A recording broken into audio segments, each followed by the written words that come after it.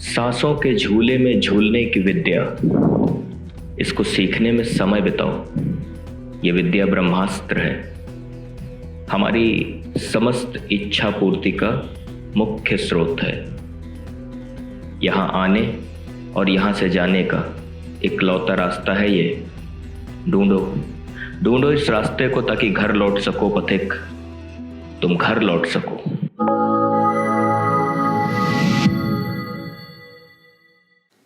ये कुंडली है, यह है A.R. रहमान की। अच्छा, वो बॉलीवुड के म्यूजिक डायरेक्टर है नहीं। अच्छा, A.R. रहमान बॉलीवुड के संगीतकार है ना। बॉलीवुड के भी हैं, साउथ इंडिया के हाँ ठीक म्यूजिक डायरेक्टर।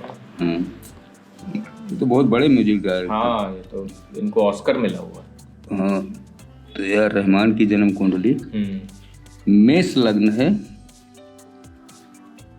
और मकर राशि है। तो सबसे पहले आयु की गणना करते हैं। तो लग्नेश मंगल इनका द्विस्वभाव में है, अष्टमेश का मंगल द्विस्वभाव मध्य आयु हो गई। लग्न चर में है, चंद्रमा चर में है, दीर्घायु हो गई।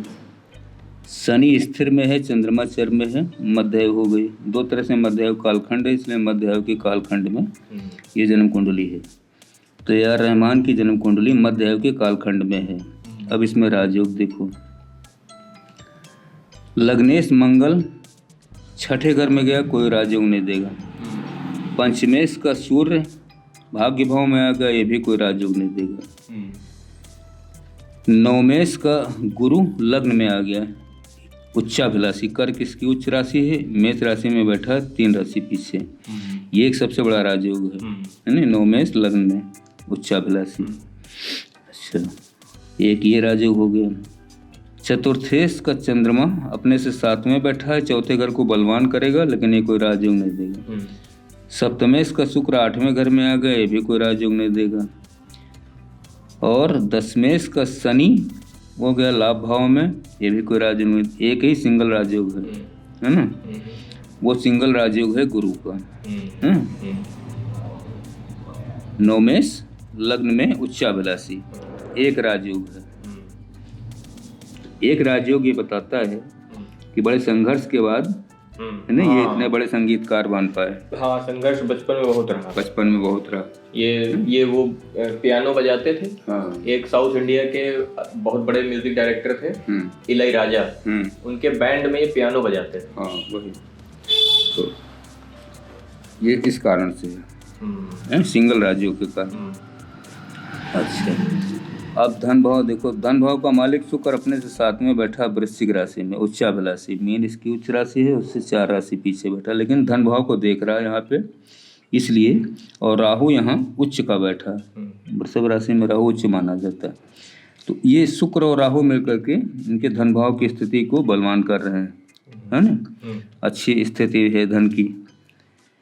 धन के बाद कैरियर देखो। कैरियर का मालिक इनका शनि लाभ भाव में बैठा है और ये स्थिर राशि में है, इसलिए कैरियर इनका लंबा चलता रहेगा, वहाँ कोई समस्या नहीं है ना। और पत्नी भाव देखो। पत्नी का मालिक शुक्र अपने से 8 में बैठा है ना, और ये यहाँ केतु बुध के साथ बैठा और राहु से दृष्ट है।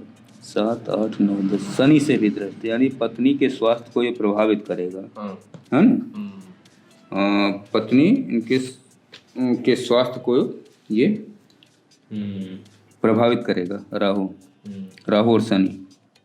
तो कहीं ना कहीं पर, लेकिन पत्नी के पंचम घर में शनि बैठा है चतुर्थेश होकर के, तो पत्नी के लिए एक राजयोग भी बहुत बड़ा शनि बना रहा है ना। तो इसका मतलब है कि इनकी पत्नी भी अच्छे कुल खानदान की होनी चाहिए। एक तो ये चीज़ हो गई। संतान भाव देखो। संतान भाव का मालिक सूर्य भाग्य भाव में आ गया, उच्चाभिलाषी। मेष इसकी उच्च राशि है, 3 राशि पीछे बैठा, 4 राशि पीछे बैठा।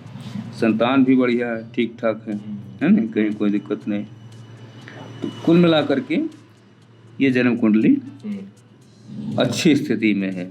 यहाँ हमें कोई और ऐसी चीज़ दिखती नहीं है ना। 1, 2, 3, 4, 5। ये एक थोड़ी सी इनके शारीरिक स्थिति को बहुत थोड़ी बिगाड़ेगी स्थिति। मध्यायु के कालखंड में जन्म कुंडली है, मंगल छठे घर में बैठा है ठीक है। मेष लग्न है, लग्नेश और अष्टमेश है। लग्नेश है तो ठीक है, लेकिन अष्टमेश आयु का मालिक भी है। और इस पे राहु की 5वीं दृष्टि आ रही, 1 2 3 4 5, 5वीं दृष्टि आ रही। ठीक। राहु मंगल का जब भी कॉम्बिनेशन लग्न छठे घर पे बनेगा, अगर मैं गलत नहीं हूँ, ज्योतिष शास्त्र के सारे सूत्र सही हैं, तो इनके फैमिली में, इनके माता या पिता में किसी न किसी को है न कोई गंभीर बीमारी अच्छा रही होनी चाहिए या हो सकती हो इस समय, है न। उसका जेनेटिक रूप में भी इनको असर इनके ऊपर आएगा, आने की संभावना दिखती है। ये कब स्थिति बन सकती है कि मंगल की जब इनको महादशा मिले, अच्छा, या राहु की महादशा मिले, या बुध की महादशा मिले। 2021 से शुरू है बुध की हाँ। ठीक है, ये खष्ठेश है, चल रही है इस समय बुध की महादशा, बुध की 2021 से 38 के बीच, है ना। ये राहु मंगल का जो छठे घर पे कॉम्बिनेशन बन रहा है, अच्छा, ये बहुत बुरी स्थिति है इसकी। तो ये इनको जो है कुछ ना कुछ है समस्या, हाँ, शुगर की, ब्लड प्रेशर की, तो कोई इनको गंभीर बीमारी दे सकता है। अच्छा, है ना। 57 साल के हैं इस समय, मध्यायु का कालखंड चल ही रहा है। कोई मतलब गंभीर बीमारी की अच्छा संभावना बन सकती है।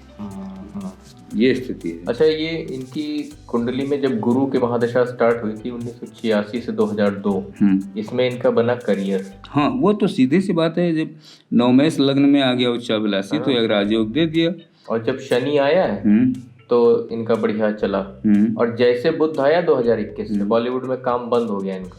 तो वही चीज है कि अब ये बुध एक तो खष्ठेश है और तृतीय से, मेष लग्न में बुध अकारक ग्रह है, और बैठा भी कहाँ, 8वें घर में, बिगाड़ने वाले घर में, है ना। तो इस कारण अब इस कुंडली से एक चीज देखिए कि कैसे चीज पता चल जाती है।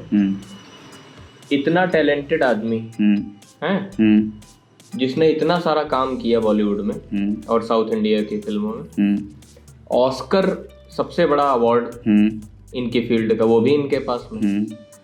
अच्छा, जैसे ही महादशा बदली और खराब महादशा आई, इनका काम बंद हो गया। हाँ, वो इसका मतलब हम क्या समझें कि इंसान टैलेंटेड चाहे जितना हो, हार्ड वर्किंग चाहे जितना हो, अगर कुंडली में महादशा बदलेगी, खराब महादशा आएगी, काम धंधा कुछ नहीं चलना उसका। वो तो सीधी सी बात है ना भाई। ये सब ग्रह हमारे जीवन को कंट्रोल करते हैं। जब कंट्रोल करेंगे तो जो महादशा, अच्छी महादशा मिलेगी, उसमें उन्नति होगी कार्य में, है ना। और जो महादशा खराब मिलेगी जिस ग्रह की, तो सीधी सी बात, पूरा जीवन, जो लोग कहते हैं कि जीवन मेहनत के ऊपर है, टैलेंट के ऊपर है, मैं नहीं मानता। तो फिर ये कुंडली के हिसाब से जो कैलकुलेशन निकलती है, तो बैठती कैसे है? इसका मतलब यह है कि जीवन मेहनत के ऊपर ठीक बात है, हाँ, लेकिन उससे भी आगे कोई चीज चलती है ना। वो राजयोग के कारण, जिसको भाग्य और प्रारब्ध कहते हैं। देखो, अब इसमें एक सिंगल राजयोग, हाँ, क्या इंडिकेशन देता है, जबकि ये बहुत बड़ा राजयोग है। हाँ, नवमेश जो है लग्न में है गुरु, उच्चाभिलाषी। लेकिन सिंगल जब राजयोग है, तो ये इंडिकेशन देता है कि प्रारब्ध इनका बचपन जो है बहुत कष्ट में बीता बीतना चाहिए, बीता। और इनके अपने शुरुआती जो संगीत की दिशा में संघर्ष है, वो भी बहुत ज्यादा होना चाहिए। अरे बहुत लेवल पर संघर्ष। तो बहुत संघर्ष के बाद ही सफलता प्राप्त करने का कारण एक ही राजयोग बना रहा। अच्छा, अगर इसमें 2 राजयोग होते, संघर्ष कम हो तो बचपन भी अच्छे बीतता और संघर्ष कम हो जाता। आपको इनके बारे में एक बात बताते हैं, आपको शायद बात पता नहीं होगी। ये मुस्लिम नहीं है, इन्होंने नाम परिवर्तन, धर्म परिवर्तन किया था। इनका असली नाम है दिलीप कुमार। ये हिंदू थे, बाद में इन्होंने अपना नाम और धर्म परिवर्तन किया मुस्लिम का, AR रहमान रखा। AR का मतलब है अल्लाह रखा, अल्लाह रखा रहमान, ये है इनका असली नाम। ठीक।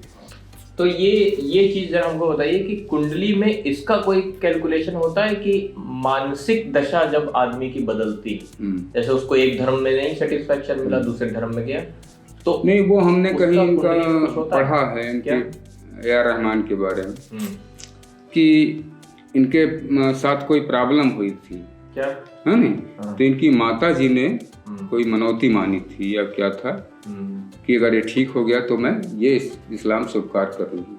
अच्छा। कुछ ऐसा मैंने पढ़ा है कहीं, पता नहीं सच है क्या नहीं। अच्छा, हम ये नहीं पढ़ा। हाँ, मैं नहीं जानता, लेकिन ये मैंने पढ़ा है अच्छा, कि किसी एक विशेष कारण के कारण की वजह है ना इनका धर्म परिवर्तन।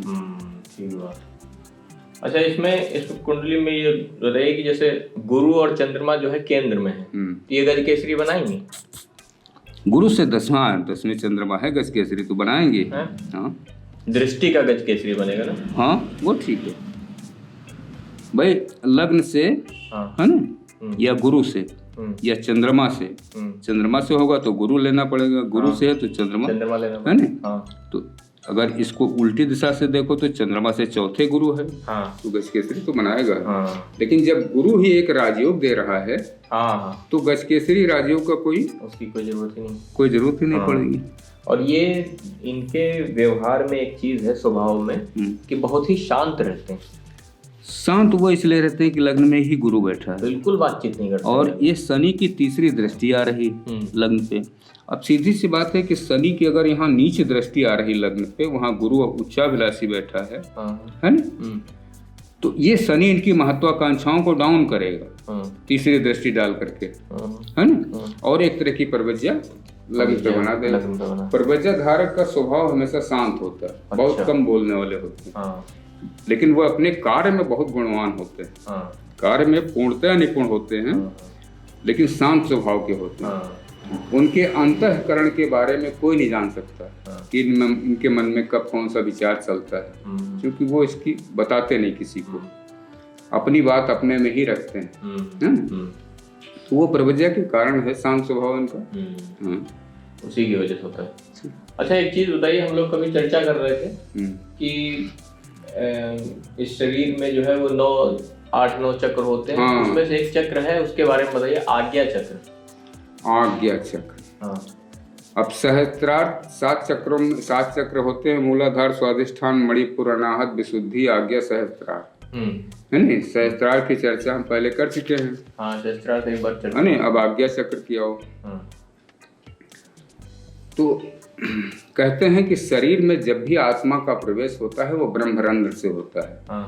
ये कहाँ होती है घटना? गर्भ के अंदर। गर्भ में एक समय पे आत्मा का इस शरीर में प्रवेश होता है, जब शरीर का निर्माण होता है, ठीक है। तो ब्रह्मरंध्र से आत्मा इस शरीर में पिंड में उतरती है। शरीर को पिंड कहा गया है, वेदों ने पिंड कहा। तो इस पिंड में ब्रह्मरंध्र से आत्मा उतरी, ठीक, आकर के आज्ञा चक्र पे स्थिर हो गई। यह आज्ञा चक्र आत्मा का स्थान है, ठीक है, निवास स्थान है। इस आत्मा, इन सबसे आत्मा कार्य कैसे करती है? आज्ञा चक्र का मतलब हुआ आत्मा का निवास स्थान, ठीक है। इसी के ऊपर तीसरा तिल, जिसको कहते हैं शिव नेत्र, थर्ड आई, है ना। तो थर्ड आई क्या चीज है? हाँ, एक बहुत रहस्य की बात बताऊं जो हमारी अभी याद आ गया, कि बहुत सारे लोगों को ये भ्रम है कि आत्मा का स्थान ये है त्रिकुटी, त्रिकुटी, है ना। ऐसा नहीं। सीधी सी बात है कि अगर लौकिक इसमें लो, जगत की बात है ना, बहुत गूढ़ बात मैं बता रहा हूँ, सीक्रेट है ये, कि अगर आत्मा यहाँ रहती है, ठीक है, अगर इन दो नेत्रों से देखना है पहले, तो क्या देख पाएगी? सामने। साइड में कैसे देखेगी आत्मा? दोनों, बाएं दाहिने कैसे देखेगी? हाँ, अच्छा। तो आत्मा का मेरे हिसाब से, जो भी लोगों का जो फार्मूला हो मैं नहीं जानता, मेरे हिसाब से, है ना, ये इसका स्थान है दोनों नेत्रों के मध्य, है ना। यहाँ बैठ करके आत्मा सब देखती है, सब तरफ। ये स्थान वास्तव में है तीसरा तिल, जिसको शिव नेत्र कहते हैं, ये जब खुलेगा तो आत्मा सहस्त्रार पे आएगी। ये है स्थिति, ये रास्ता बनाता है, ये रास्ता। दशम द्वार इसी को कहते हैं। नहीं, हाँ। ये तो आठवां द्वार तो यहाँ पे है, हाँ।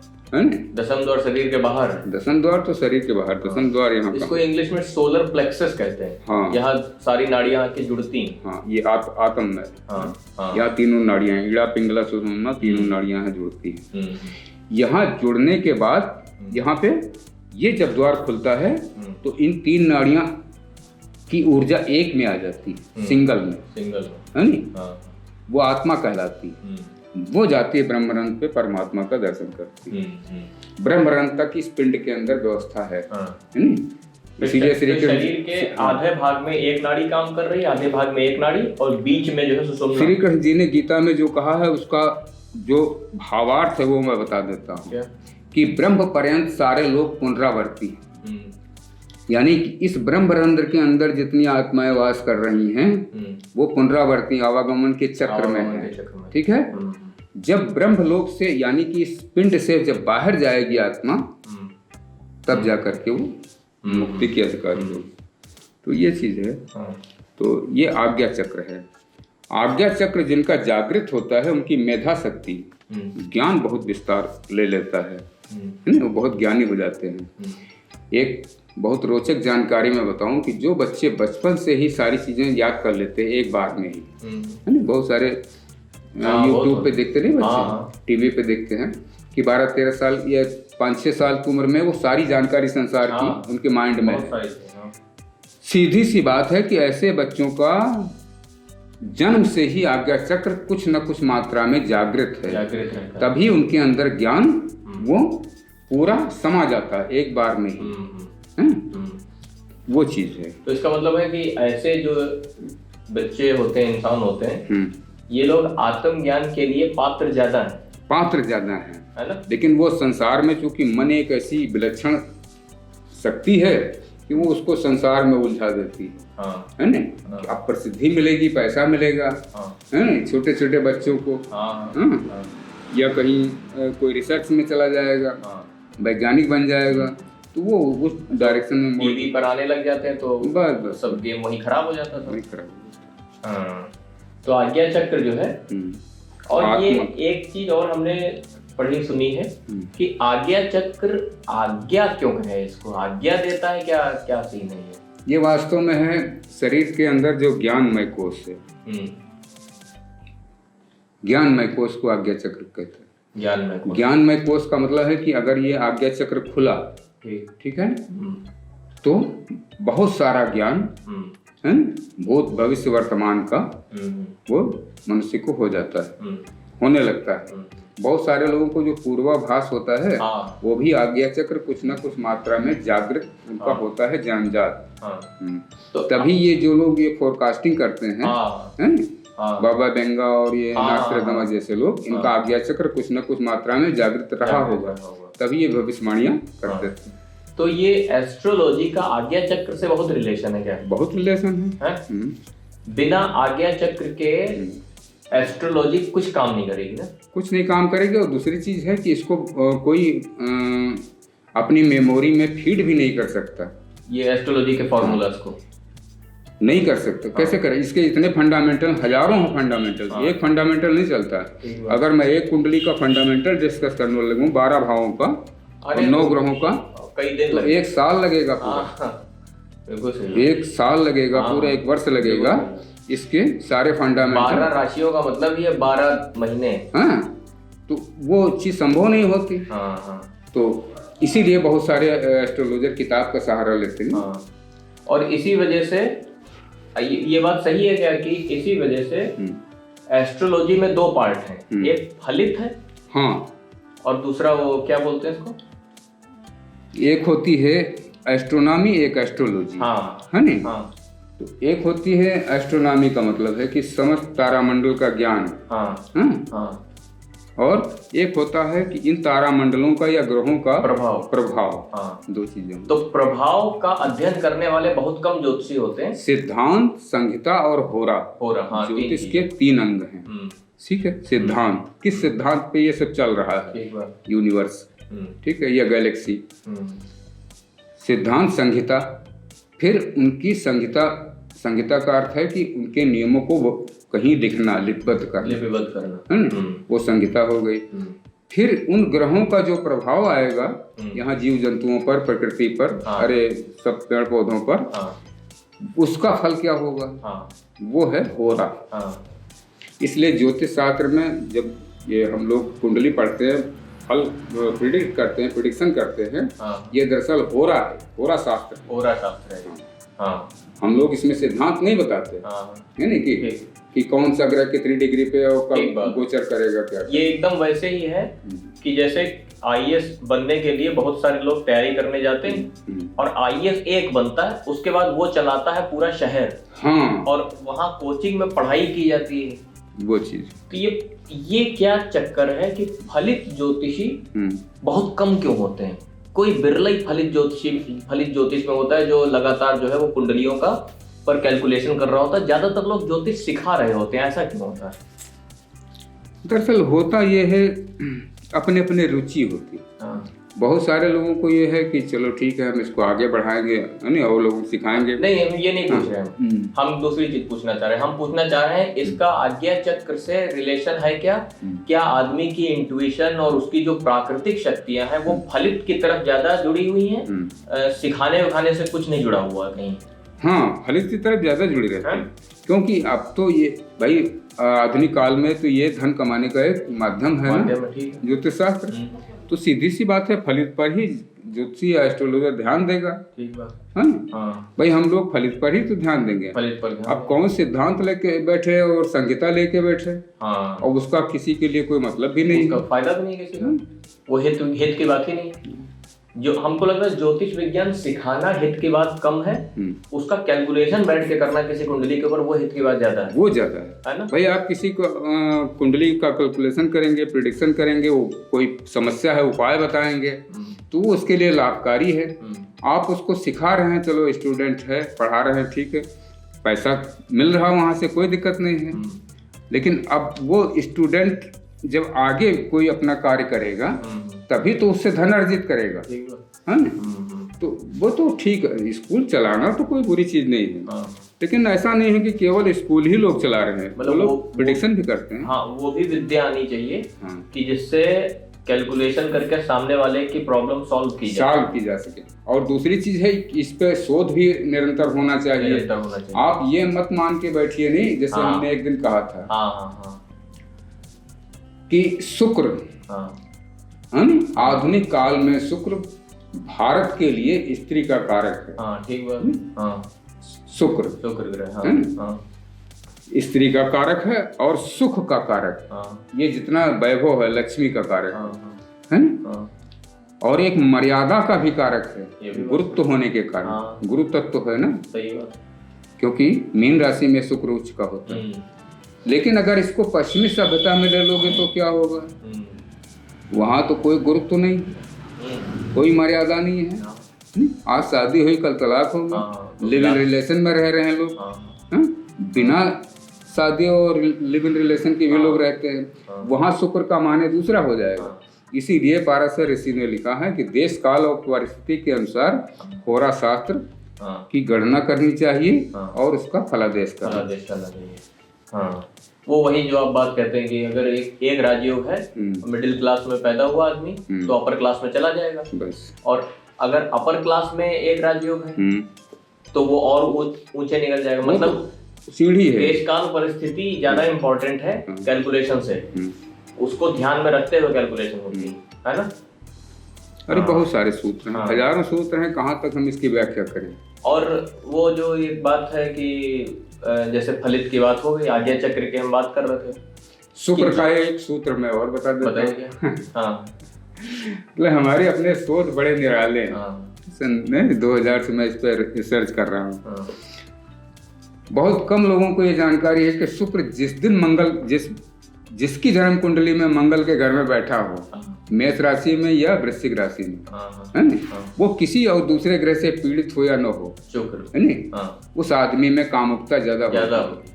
काम शक्ति उसकी वो बढ़ाएगा ही बढ़ाएगा निश्चित रूप से। और कहीं दूसरे पाप ग्रह से ग्रस्त हो गया तो वो लंपट भी बना देगा, लंपट बना देगा व्यभिचारी। हाँ, इसको हम कहते हैं डिस्टॉर्टेड वीनस है ये। हाँ, डिस्टॉर्टेड वीनस।